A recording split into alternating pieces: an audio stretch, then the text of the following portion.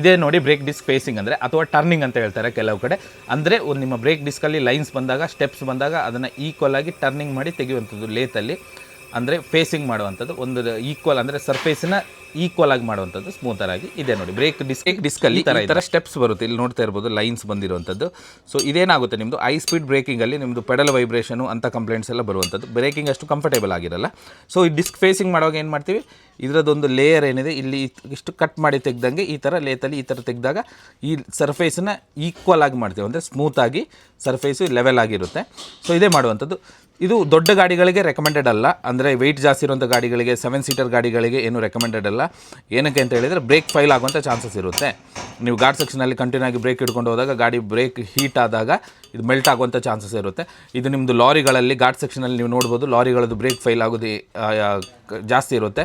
So ಏನಕ್ಕಂದರೆ continuous ಅಪ್ಲಿಕೇಶನಿಂದ brake drum heat ಆದಾಗ ಮೆಲ್ಟ್ ಆಗುವಂಥದ್ದು, ಅದಾದಮೇಲೆ ಬ್ರೇಕ್ ಫೈಲ್ ಆಗುವಂಥದ್ದು. ಸೊ ಇದು ನಿಮ್ಮದು ಕಾರ್ಸ್ ಮಾತ್ರ ಅಲ್ಲ, ಎಲ್ಲ ರೀತಿಯ ವೆಹಿಕಲ್ಸಲ್ಲೂ ಸೇಮ್ ಲಾಜಿಕ್ ಇರುವಂಥದ್ದು. ಇದಿಷ್ಟು ಇವತ್ತಿನ ವೀಡಿಯೋದಲ್ಲಿ. ನಿಮ್ಗೆ ವಿಡಿಯೋ ಇಷ್ಟ ಆದರೆ ಲೈಕ್ ಮಾಡಿ, ಕಮೆಂಟ್ ಮಾಡಿ ತಿಳಿಸ್ರಿ ನಿಮ್ದು ಯಾವುದು ಕಾರು ಮತ್ತು ನಿಮ್ಮದು ಬ್ರೇಕ್ ಡಿಸ್ಕ್ ಫೇಸಿಂಗ್ ನೀವು ಮಾಡಿಸಿದ್ದೀರಾ ಅಂತ ಕಮೆಂಟ್ ಮಾಡಿ ತಿಳಿಸ್ರಿ. ಆ್ಯಂಡ್ ನಮ್ಮ ಪೇಜನ್ನು ಎಲ್ರಿಗೂ ಶೇರ್ ಮಾಡಿ. Thank you.